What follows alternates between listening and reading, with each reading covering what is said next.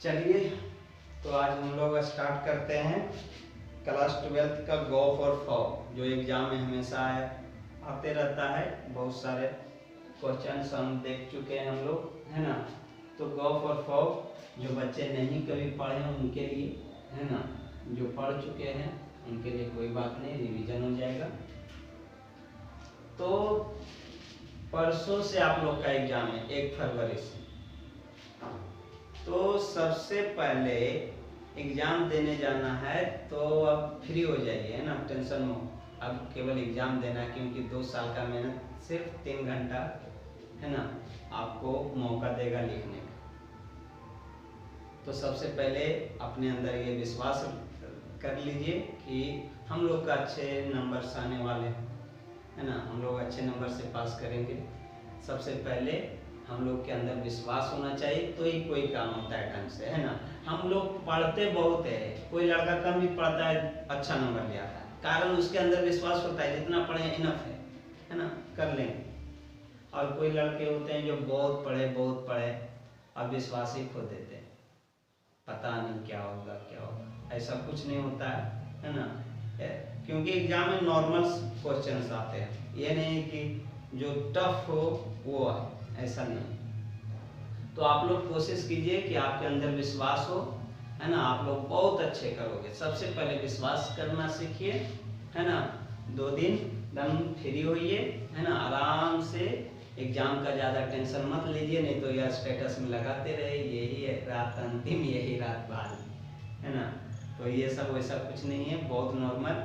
जो बच्चे विश्वास रखते हैं उनका नंबर बहुत अच्छा है। जो बहुत कम भी पढ़े होते हैं वो भी पास होते हैं। पास तो सभी को होना है ना, सभी को पास होना है। लेकिन अच्छे नंबर लाना है तो सबसे पहले अपने अंदर विश्वास होना चाहिए, है ना। और जब भी एग्जाम में बैठे, है ना, तो थोड़ा सा मुस्कुराइए। ये कि नहीं क्वेश्चन पेपर देख के हाथ में आया तो पूरा टेंशन में अब इसको पढ़ना है, कैसा क्वेश्चन होगा, ऐसा नहीं। क्वेश्चन पढ़ने से पहले थोड़ा सा 2 सेकंड 3 सेकंड के लिए मुस्कुराइए, उसके बाद लिखिए, बहुत अच्छा पेपर जाएगा, है ना। और एक काम जो आप लोग करते आए हैं वो हमेशा करते रहते हैं, है ना। एक काम करके जाना है, वो सभी जानते हैं, फिर भी बता देते हैं, है ना। मम्मी पापा का पैर छू के प्रणाम करके, ऐसे तो कहीं भी जाएं हम लोग, घर से जब भी निकले या सुबह उठकर सबसे पहले मम्मी पापा को प्रणाम सलाम जो भी करना होता है कर लेते हैं अच्छे ढंग से, पैर छू के। ये नहीं कि प्रणाम प्रणाम पापा, देख रहे इधर पापा इधर, पता नहीं हाथ उनका तवा पे पड़ रहा है, गरम रहेगा जल जाएगा, है ना, मम्मी का। तो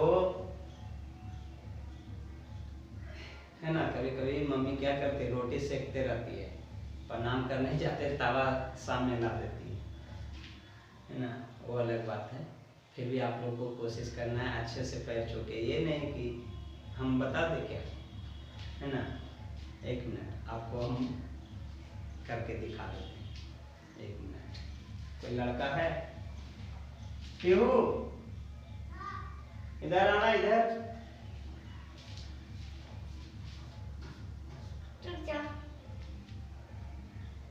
हाँ चलो।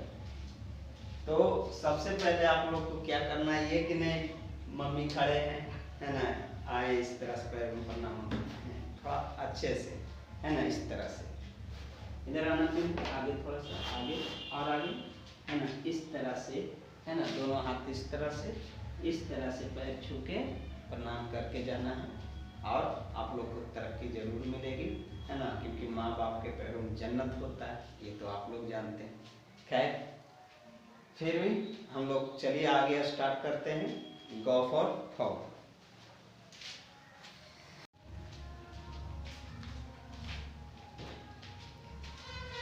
चलिए तो अब हम लोग स्टार्ट करते हैं।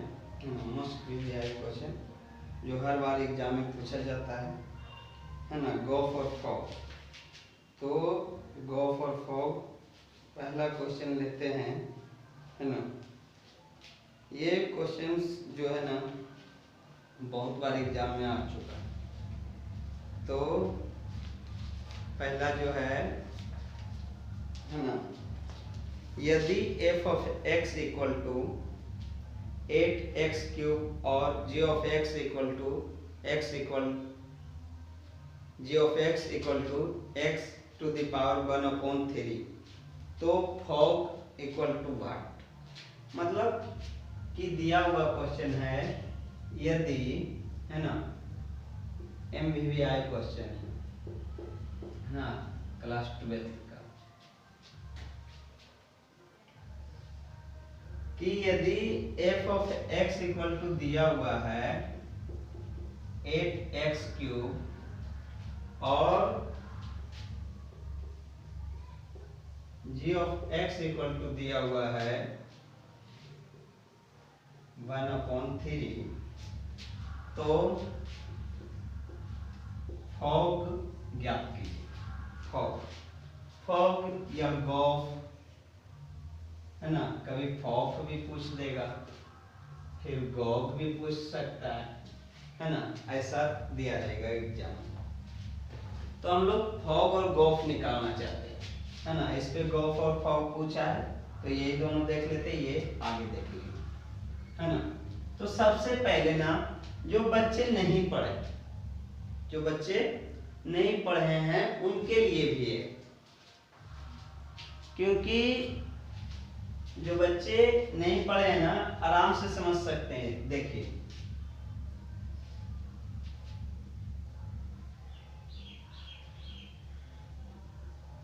f of x equal to दिया हुआ है 8x³। इसका मतलब है कि ये फंक्शन है, यहाँ x है तो यहाँ x है। यदि इसी को हम लोग जब सोल्व करने जाएंगे तो f ऑफ 2 रखना है, तो क्या करने वाले हैं, 8 और x यहाँ, तो यहाँ भी x, तो यहाँ 2 का क्यूब। समझ में आया?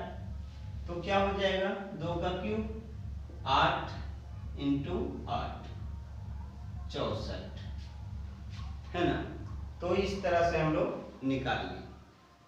तो अब गॉफ किस तरह से निकाले, तो सिंपल है, गॉफ भी ना उसी ढंग से हम लोग निकालेंगे, है ना।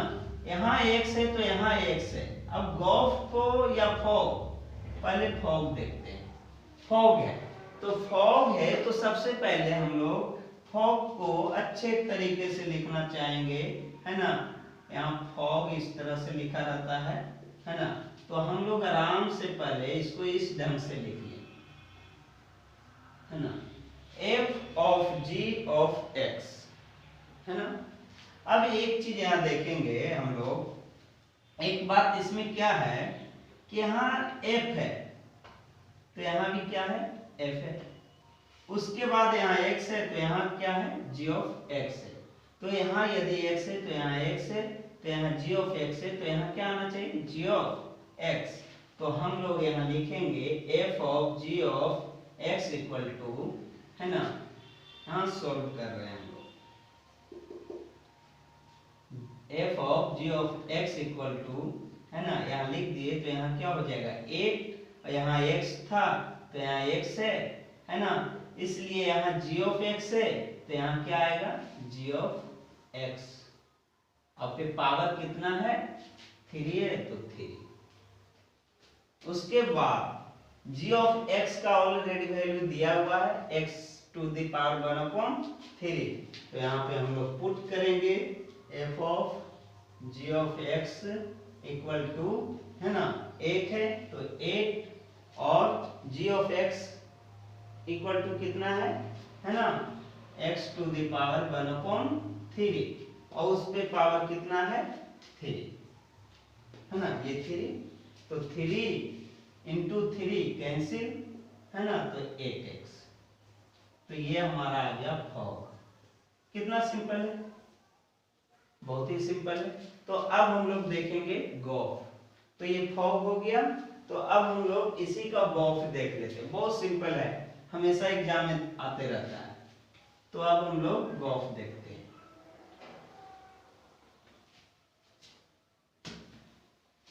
चलिए, तो सबसे पहले गॉफ, तो इसको किस तरह से लिखना है, g of f of x हो गया। उसके बाद यहाँ देखेंगे कि दिया है g of x equal to x to the power 1/3। मतलब यहाँ x है तो यहाँ x, यहाँ 2 होता तो यहाँ 2, यहाँ 3 होता तो यहाँ 3, यहाँ 4 होता 4, a होता a।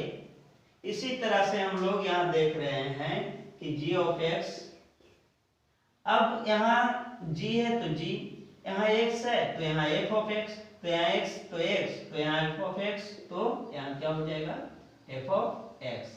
लेकिन इस पे पावर कितना है 1/3।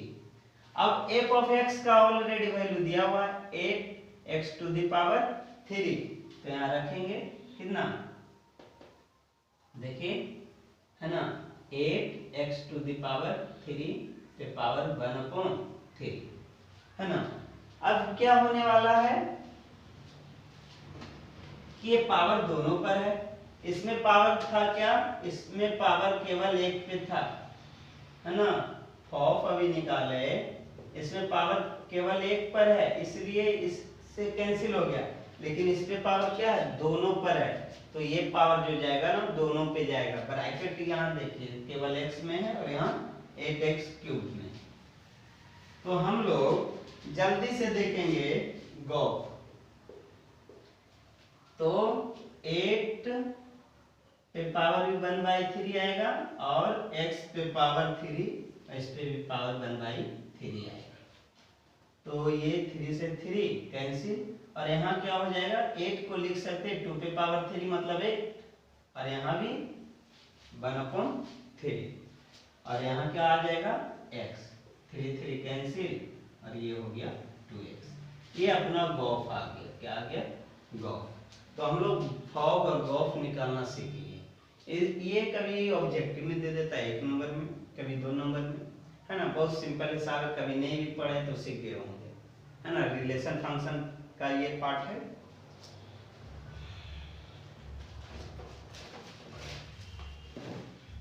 चलिए एक और इसी तरह से देख लेते हैं।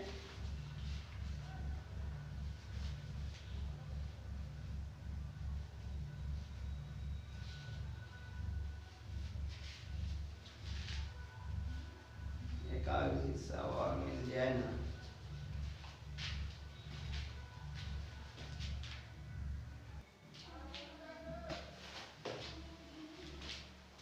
चलिए तो एक और मिल गया हिसाब हम लोग को, इसमें निकालना है ना गॉफ।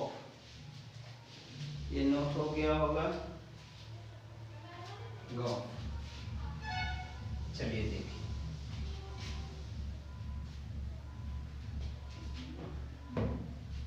गॉफ निकालना है, दिया हुआ है f of x equal to x² minus 1 और g of x equal to 2x plus 3, ये दिया है, गिवन दिया। उसके बाद निकालने बोला है गॉफ है ना, तो गॉफ इक्वल टू भार। तो हम लोग गॉफ पहले देखेंगे, तो गॉफ को हम लोग क्या करेंगे g of f of x, तो g of f of x लिखने के बाद है ना, ये गॉफ के इक्वल हो गया, किसके इक्वल गॉफ है ना। तो मतलब क्या है कि दिया हुआ है g of x equal to 2x plus 3। अब यहाँ देखेंगे यहाँ x है तो यहाँ x है, तो यहाँ f ऑफ x आया तो यहाँ क्या आना चाहिए f of x, g same है, तो g of f of x equal to हो जाएगा 2 इंटू x के पहले इस पे f ऑफ x प्लस 3। अब क्या है कि 2 f ऑफ x गिवन है x² माइनस 1, तो यहाँ लिखेंगे है ना, यहाँ क्या लिखेंगे है ना 2 f of x equal to x² minus 1, x² minus 1 plus 3। तो ये मल्टीप्लाई करेंगे 2x² माइनस 2 प्लस 3, तो 3 माइनस 2 कितना हो जाएगा प्लस 1, तो 2x² प्लस 1 तो ये अपना आ गया गॉफ। बहुत ही सिंपल है, कभी नहीं पढ़े हैं फिर भी ये बन सकता है एग्जाम, है ना। कभी 2 नंबर का, कभी 4 नंबर का एग्जाम में हमेशा पूछता है।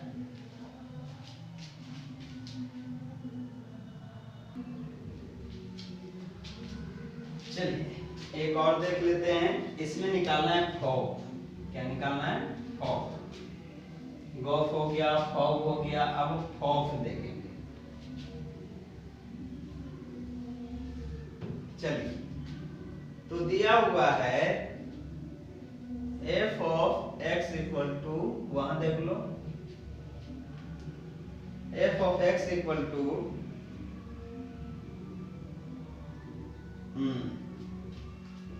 3 minus x cube to the power 1/3। तो फॉफ निकालना है। क्या निकालना है? फॉफ। f of f ये इक्वल टू भाग। तो हम लोग को देखना है यहाँ कि फॉफ किस तरह से लिखेंगे। तो हम लोग फॉफ को लिख सकते f of x equal to भाग। तो हमारा दिया हुआ है, क्या दिया हुआ है? f of x equal to 3 minus x cube पे पावर 1/3। तो f of f क्या हो जाएगा कि यहाँ 3 आएगा, यहाँ x है तो यहाँ x क्यूब है, तो यहाँ x के पहले पे क्या आ गया? ये टोटल, ये पूरा का पूरा आ गया, तो यहाँ पूरा का पूरा डाल देंगे। f of x पे पावर कितना है? 3, और इस पे पावर भी है 1/3। अब क्या देखना है कि f of x के पहले फिर से यही दिया हुआ है, तो यही डाल देंगे वहां। तो f of f equal to कितना हो जाएगा? 3 माइनस f of x के पहले पे आ जाएगा ये टोटल। तो पूरा का पूरा ये डालते हैं, 3 minus x cube to the power 1/3, और फिर इस ये तो आप हो गया टोटल किसका वैल्यू? f of x का। यहाँ पावर में 3 है, पावर में 3 डालेंगे, और फिर पावर में क्या है? 1/3 है, पावर में 1/3 है, टोटल पे पावर है 1/3। यहाँ गौर करने वाली बात है ना, ध्यान देने वाली बात यहाँ है कि पहले तो ये हो गया f of x का total value, f of x का ये टोटल वैल्यू, उस पे पावर 3 है तो यहाँ पावर 3 आया। लेकिन ये सिंगल है ना, ये 3 पे पावर ये 3 नहीं है, केवल इस पे है। उसके बाद ये 1/3 जो है टोटल पे 3 पे भी है और इस पे भी है, होल पावर है 1/3, तो होल पावर।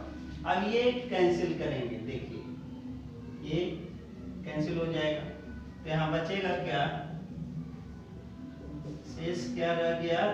3 माइनस, है ना, -3 और minus minus plus x cube, और ये होल पावर कितना है? 1/3, 3 कैंसिल, तो क्या हो जाएगा? f of f equal to x to the power 1/3। तो यहाँ से भी 3 कैंसिल, तो f of f equal to कितना हो गया? x। ये हो गया अपना फॉफ। तो ये सिंपल था, 3 हिसाब बता चुके इस पे, अब रहने देते हैं। गॉफ हो गया, फॉग हो गया, फॉफ हो गया। अब एक एग्जाम में इसी से रिलेटेड क्वेश्चन है, बहुत ही सिंपल है।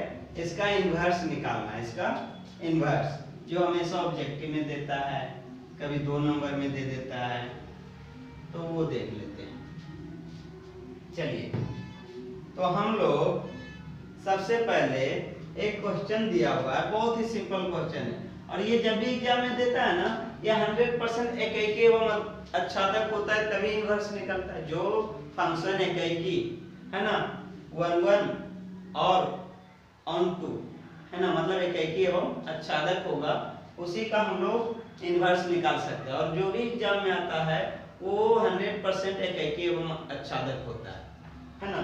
तो f of x equal to दिया हुआ है ना 4x प्लस 3 और बोला है f इनवर्स x ज्ञात करें, मतलब प्रतिलोम है ना। तो सबसे पहले हम लोग को क्या करना है ना कि इसको f ऑफ x को हम लोग y भी बोलते हैं, f ऑफ x को क्या बोलते हैं y। तो सबसे पहले इसको y के टर्म में लिख देते हैं, y equal to 4x plus 3। अब x को अकेले कर देना है ना। यहाँ डोमेन को रेंज में बदलना होता है ना, प्रांत को परिसर में। तो ये प्लस में इधर आएगा तो माइनस में है ना। केवल ये हमारा टारगेट है कि x को अकेले रखना है बस।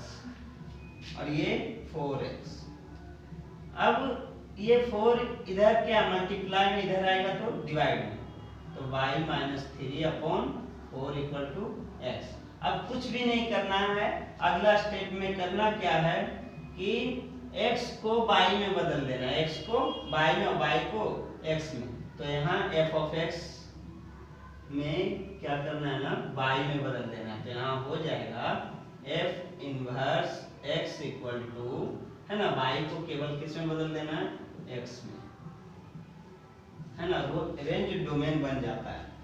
तो ये हमारा f of f inverse x answer आ गया, f इनवर्स x माइनस 3/4 है ना।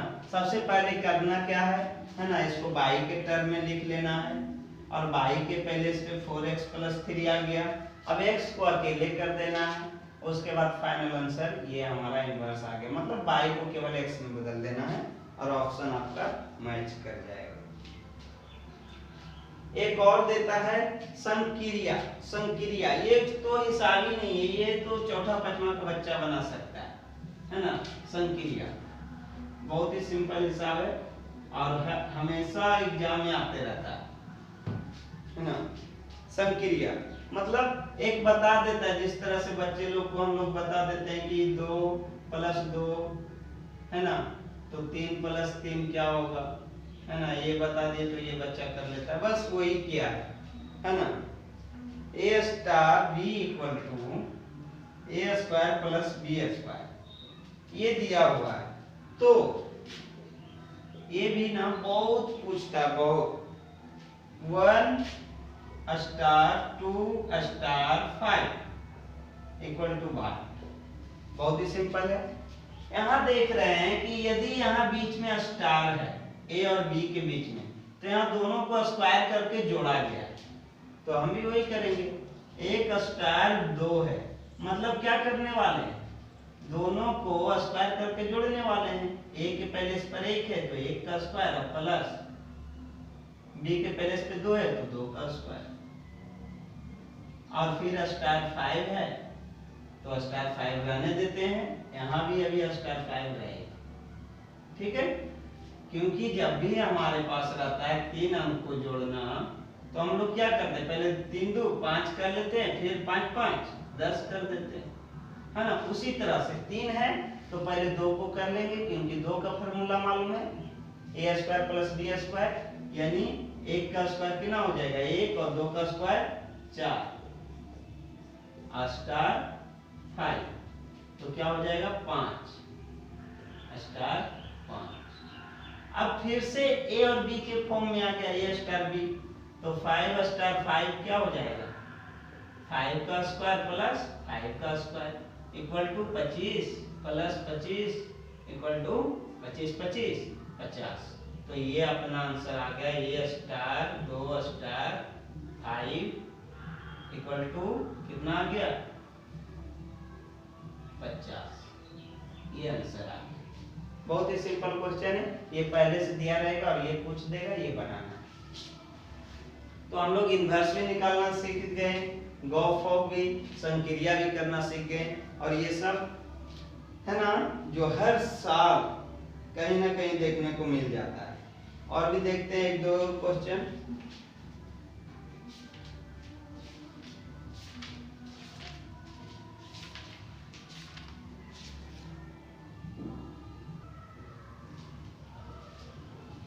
एक और दिया हुआ है यहाँ संक्रिया, क्या दिया है चलिए देखते हैं। बहुत ही सिंपल है, इनवर्स निकालना हम लोग सीख गए हैं, है ना। इनवर्स में कुछ भी नहीं है। देख लेते हैं, ए स्टार बी इक्वल टू दिया हुआ है 2a प्लस बी। कुछ दिया है कि बताओ 2 स्टार 3 स्टार 4 इक्वल टू वाट। तो फिर इसका मतलब समझा दिया गया कि 2a मतलब पहला का 2 गुना और दूसरे को जोड़ देना। तो हम भी वही करने वाले हैं हम लोग। तो a स्टार 2 स्टार 3 स्टार 4, तो क्या हो जाएगा 2 इंटू ए के पहले इस पे क्या है, यहाँ 2 ही है तो 2 और प्लस बी के पहले इस पे 3, और इतना होने के बाद बाकी फार्मूला मालूम नहीं इसलिए 4। 2 दूनी 4 प्लस 3 स्टार 4, तो 4 3 7 स्टार 4। फिर से ए स्टार बी के फॉर्म में आ गया। तो हम लोग क्या करने वाले, 2 ए के पहले इस पे अब कैसा दिख रहा है 7, तो 7 प्लस बी के पहले इस पे कैसा दिख रहा है 4, तो 7 दूनी 14 4 कितना हो जाएगा 18, तो 18 आंसर। बस यही संक्रिया आते रहता है हमेशा एग्जाम में। उसके बाद है ना एक अच्छा हिसाब है, बहुत ही, है ना, जो हमेशा एग्जाम में देखने को मिल जाता है ना। क्या है, हाँ, एक दिया हुआ है P of A plus P of A dash, ये कौन नहीं जानता हुआ है।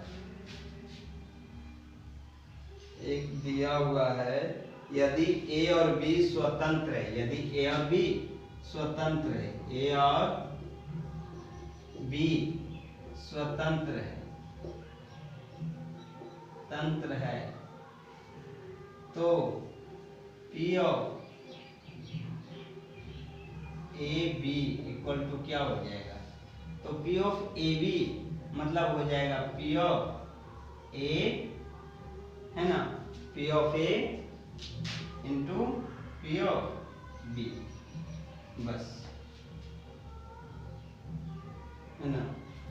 आगे देखते हैं, यदि यहाँ P of A B dash दिया रहे तो कुछ नहीं करना, पी ऑफ ए और क्या हो जाएगा पी ऑफ बी डैश। यदि दोनों पे डैश है ना, ये भी सही है, ये भी सही है ना। एग्जाम में कुछ भी पूछ सकता है, तो यहाँ पी ऑफ ए और ए डैश और पी ऑफ बी डैश कुछ भी दे सकता है, तो ये तीनों सही है ना। यदि ए और बी स्वतंत्र है तो ये तीनों सही है ना। आगे देखते हैं,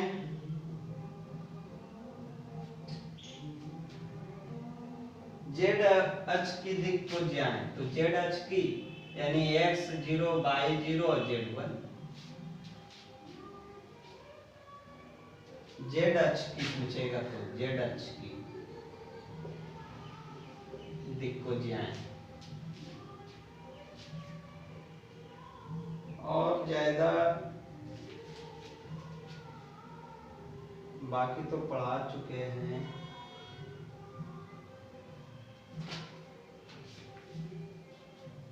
ये सब जो है ना हमेशा एग्जाम में आता है।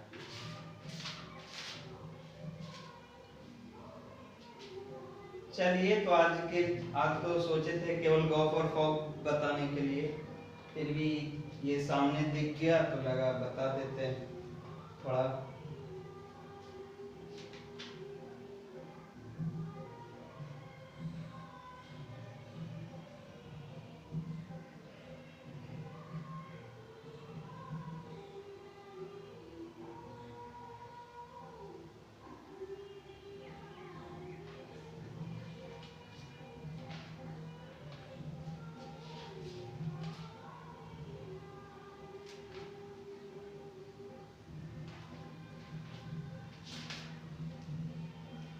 आज के लिए इतना ही, बाकी आगे तो कल मिल भी सकते हैं, अन्यथा कोशिश करेंगे, छुट्टी रहेगा तो क्लास ले लेंगे, है ना। कुछ ऑब्जेक्टिव और बता देंगे, अभी बहुत सारा बताना है, फिर भी इतना देख कर जाइएगा।